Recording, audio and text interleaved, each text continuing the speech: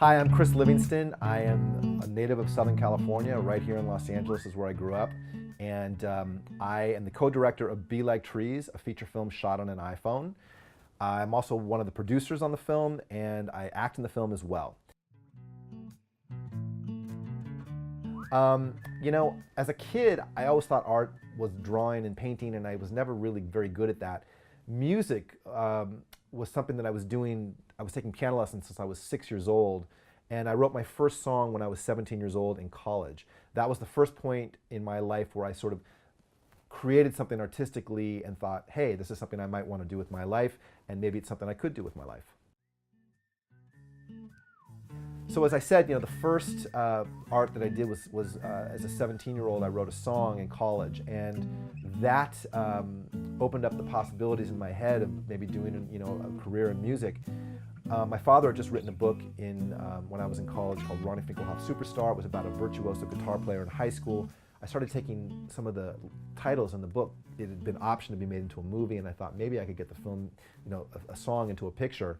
So I pursued that, but the summer between my junior year and senior year of college, I got sick with Lyme disease, and that changed my life because I, at that point, did a rewrite. I was in bed the entire summer, and I rewrote my father's script based on the book that he wrote, and that opened my head up to possibly doing movies, and I applied to NYU Film School and got in. Okay, obviously there's two categories here. There's music and film. Carole King, wonderful piano player. I was a piano player, so I was inspired by her beautiful melodies, Jerry Goffin's lyrics. That was the first kind of me thinking about, oh wait, I play piano, is this something I can do from a songwriting standpoint? Billy Joel, Elton John, Lionel Richie, you know, I love Don Henley. Don Henley is a fabulous songwriter. Joni Mitchell.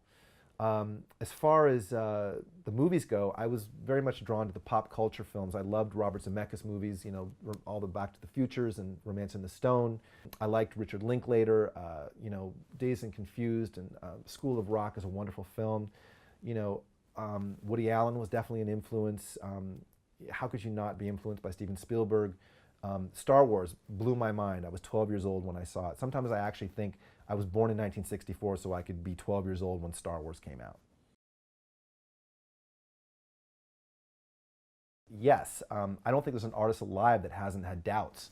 You know, when you create something in tandem with a bigger part of yourself. There's something inside you, the unconscious, the universe, some presence from beyond the grave, whatever you want to call it, that you collaborate with, and you literally are pulling something out of you, pulling something out of this place and bringing it into the world. I mean, that's half the battle as an artist.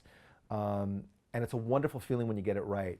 But there's so many people in this industry that are going to tell you no. And of course, there are times when you start to doubt, you know, whether you're actually, you know, doing something that can succeed in a way that you want it to succeed. The trick is just to keep going. You have to persevere and believe in what you're doing.